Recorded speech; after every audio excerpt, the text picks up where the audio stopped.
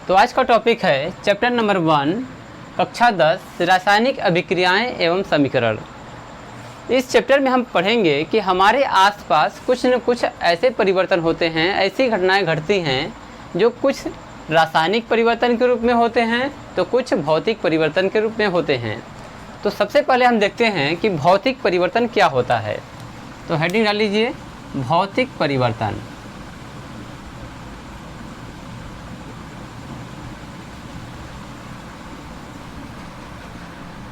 तो भौतिक परिवर्तन क्या होता है?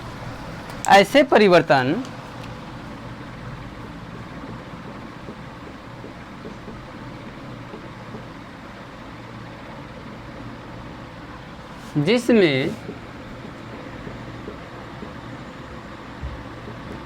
जिसमें किसी पदार्थ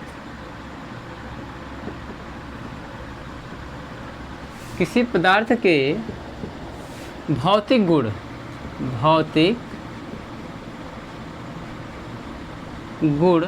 जैसे हम लेंगे हम आकार, संरचना, आकृति में परिवर्तन होता है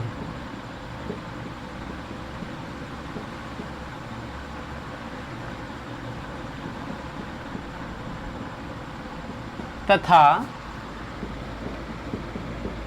उस पदार्थ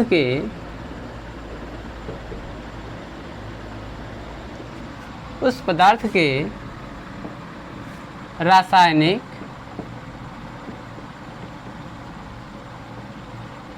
गुणधर्म में कोई परिवर्तन नहीं होता है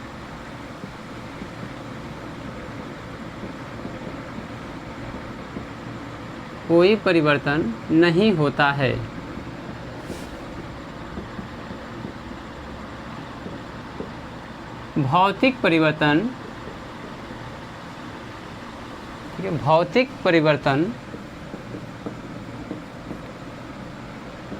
कहलाता है।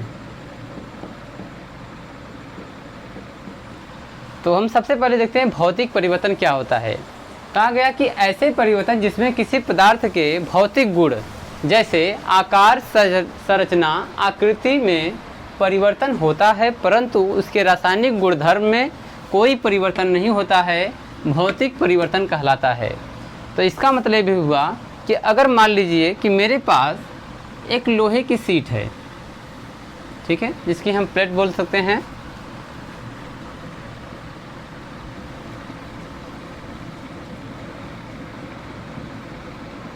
मैंने इसको तोड़ मोड़ करके एक कुछ इस प्रकार का पात्र बना दिया, तो क्या हम इसको भौतिक परिवर्तन मानेंगे या रासायनिक मानेंगे? तो आंसर क्या आएगा? भौतिक परिवर्तन।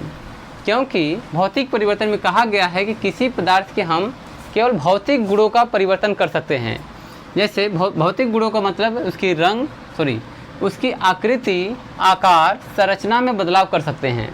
तो इस शीट को मोड़ करके हमने सिलिंडर शेप दे दिया है, तो यह भौतिक परिवर्तन होगा। भौतिक परिवर्तन में एग्जाम्पल लेते हैं, जैसे बर्फ़ का जमना। तो बर्फ़ जमने के लिए हमें पानी की आवश्यकता पड़ती है, तो पानी के लिए हम सूत्र लिखते हैं H2O। तो इसका अगर रासायनिक संगठन देखा जाए तो हाइड्रोजन है और ऑक्सीजन है। ऑक्सीजन जो है 1 है और हाइड्रोजन 2 भागों में मिलाया गया है, तो हमें पानी बना हुआ मिलता है, यानी पानी बनता है। तो अगर हम इसकी रासायनिक संगठन में हाइड्रोजन और ऑक्सीजन का अनुपात 2:1 में है, परंतु अगर बर्फ़ जम रहा है, पानी से वो बर्फ़ बन रहा है, तो क्या इसका रासायनिक संगठन बिगड़ जाएगा? तो ऐसा नहीं होने वाला है। तो बर्फ़ का जमना जो है भौतिक परिवर्तन है। अगर बर्फ़ का भी नाम लेंगे तो हमें H2O ही मिलेगा। आगे है बर्फ़ का पिघलना।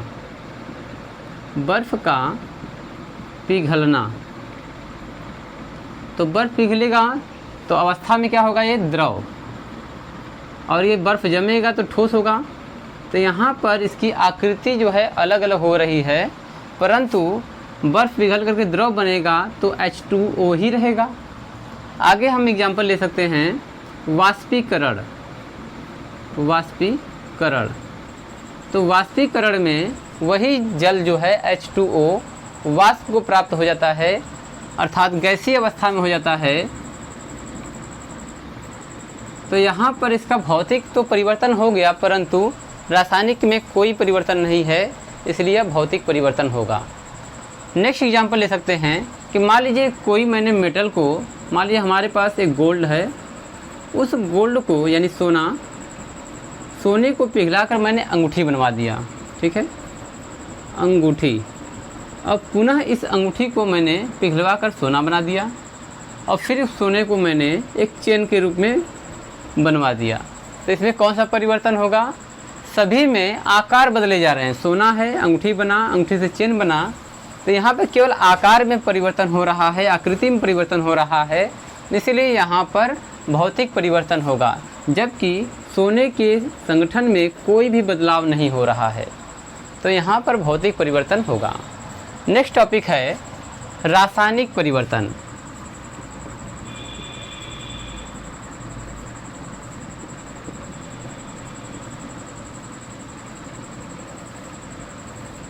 तो रासायनिक परिवर्तन क्या होता है? लिखेंगे ऐसे परिवर्तन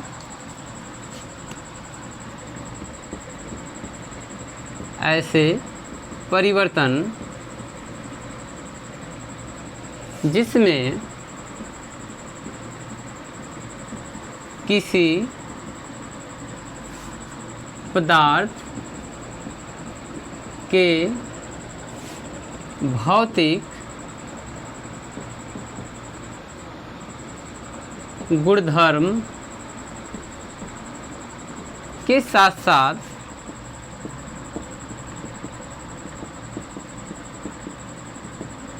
भौतिक गुणधर्म के साथ साथ उसके रासायनिक संगठन में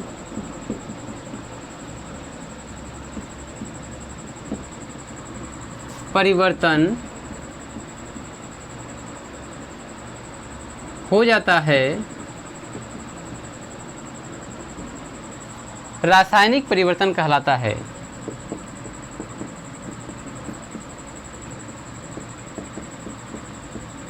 रासायनिक परिवर्तन कहलाता है।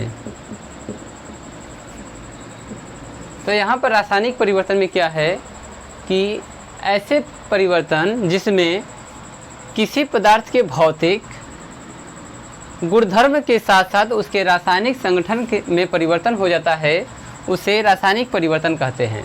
अर्थात हम इसको इस प्रकार समझ सकते हैं कि भौतिक परिवर्तन, जैसे कि हमने देखा कि आकार बदलना ही भौतिक परिवर्तन है, परंतु यहाँ पर मुख्य रूप से हम ये देखेंगे कि इसके रासायनिक संगठन में परिवर्तन हो रहा है। अर्थात हम इसको एग्जाम्पल के माध्यम से समझ रहे हैं। उदाहरण देखिए,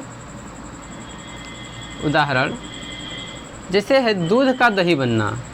दूध का दही बनना, तो यहाँ पर दूध जो है यह द्रव अवस्था में होता है, दही जो है अर्ध ठोस हो जाता है। तो दूध से दही बन रहा है, तो इसके भौतिक परिवर्तन के साथ साथ इसके रासायनिक गुणधर्म में भी परिवर्तन हो रहा है। अर्थात दूध जो होता है मीठा होता है, थोड़ा क्षारीय होता है, परंतु यहाँ पर जब परिवर्तन होता है तो यह द्रव से अर्ध ठोस बनता है दही के रूप में, और दही का स्वाद जो होता है खट्टा होता है। तो यहाँ पर रासायनिक परिवर्तन हो जाएगा। नेक्स्ट है एग्जाम्पल के रूप में किण्वन। तो किण्वन की सहायता से शराब बनाई जाती है, जिसमें ईस्ट के द्वारा किसी पदार्थ को सड़ा दिया जाता है और लास्ट में किण्वित कर करके शराब बनाई जा सकती है। आगे है पेड़ का कटना। पेड़ का कटना, तो पेड़ का कटना क्या होगा? यह रासायनिक परिवर्तन होगा। आगे एग्जाम्पल ले लेते हैं, रोटी बनाना, रोटी का बनना, रोटी बनना। तो रोटी बनना क्या है? आटे को गूंथ करके रोटी बनता है, तो रोटी बनना क्या होगा? यह रासायनिक परिवर्तन होगा। आगे एग्जाम्पल ले लेते हैं, लोहे में जंग लगना। लोहे में जंग लगना, तो लोहे में जंग लगना रासायनिक परिवर्तन है। तो यहाँ पर आप लोग इसकी डिफिनीसन और इसके एग्जाम्पल को नोट कीजिए।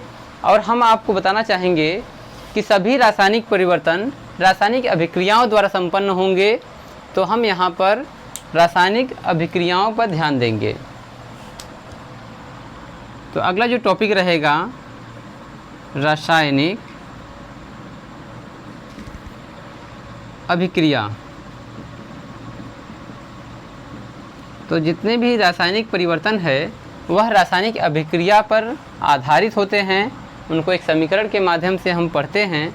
तो ये नेक्स्ट पार्ट में हम पढ़ेंगे, आगे पढ़ेंगे रासायनिक अभिक्रिया। तो 2 मिनट का टाइम है, आप नोट करिए।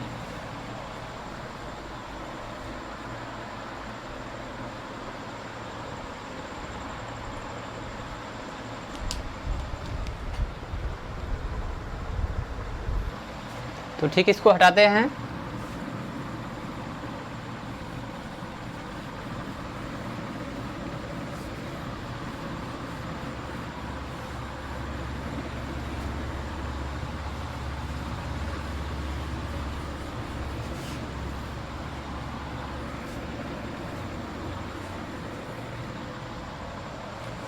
ठीक है, तो नेक्स्ट टॉपिक है रासायनिक अभिक्रिया।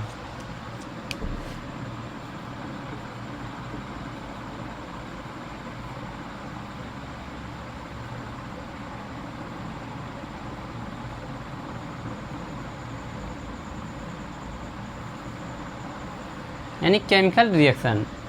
तो देख लेते हैं रासायनिक अभिक्रियाएं क्या होती हैं। तो रासायनिक अभिक्रिया वह होता है जिसमें एक या एक से अधिक अवयव मिल करके एक नए पदार्थ का निर्माण करते हैं, उसे रासायनिक अभिक्रिया कहते हैं। और रासायनिक अभिक्रिया संपन्न होने पर जो नया पदार्थ बनता है वह मूल पदार्थों से भिन्न होता है। तो यहाँ पर रासायनिक अभिक्रिया में हम देखेंगे, जैसे मान लीजिए एग्जाम्पल हमारे पास है, जैसे 2Mg + O2। तो यहाँ पर 2 या 2 से अधिक अवयव मिल करके, तो एक हमने एक से अधिक अवयव लिया है, मैग्नीशियम लिया है और ऑक्सीजन लिया है।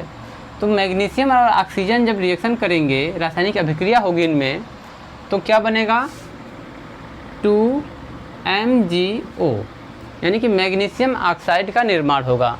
तो रासायनिक अभिक्रिया में 2 या 2 से अधिक या एक से अधिक अवयव मिल करके एक नए उत्पाद का निर्माण करते हैं, और वह उत्पाद जो है अपने मूल अवयव से भिन्न होता है, उसे ही रासायनिक अभिक्रिया कहते हैं।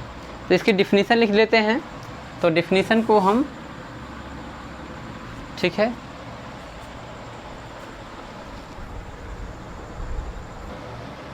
तो रासायनिक अभिक्रिया की परिभाषा है वह अभिक्रिया जिसमें एक या एक से अधिक पदार्थ परस्पर अभिक्रिया करके नए पदार्थ का निर्माण करते हैं एवं निर्मित पदार्थ के भौतिक व रासायनिक गुण मूल पदार्थों से सदैव भिन्न होते हैं या अलग होते हैं, रासायनिक अभिक्रिया कहलाती है। अर्थात एक या एक से अधिक पदार्थ के मिलने से, जैसे हमने एग्जाम्पल लिया है ऊपर 2Mg + O2। इसका मतलब ये हुआ कि ऑक्सीजन की उपस्थिति में, ये क्या है, ऑक्सीजन है, ऑक्सीजन की उपस्थिति में मैग्नीशियम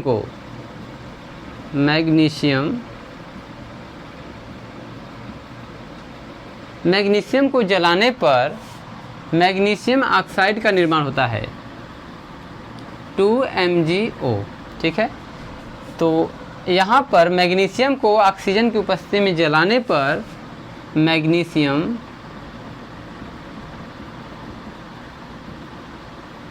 ऑक्साइड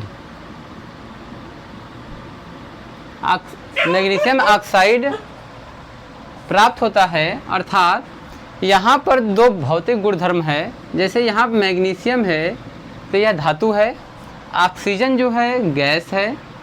इन दोनों की अभिक्रिया द्वारा जब दहन किया जाता है तो यहाँ पर सफ़ेद रंग का मैग्नीशियम ऑक्साइड प्राप्त होता है, जिसकी भौतिक प्रकृति अलग होती है।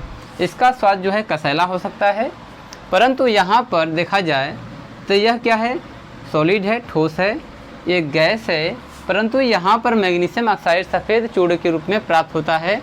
अतः हम कह सकते हैं कि किसी भी रासायनिक अभिक्रिया में भाग लेने वाले किन्हीं एक से अधिक अभिकारक, एक या एक से अधिक अभिकारक परस्पर अभिक्रिया करके एक नए उत्पाद का निर्माण करते हैं जो अपने मूल अवयव से या अपने मूल अवस्था से भिन्न होते हैं। तो यहाँ पर आपको मैं आशा करता हूँ कि आपको रासायनिक अभिक्रिया जो है समझ में आ गई होगी।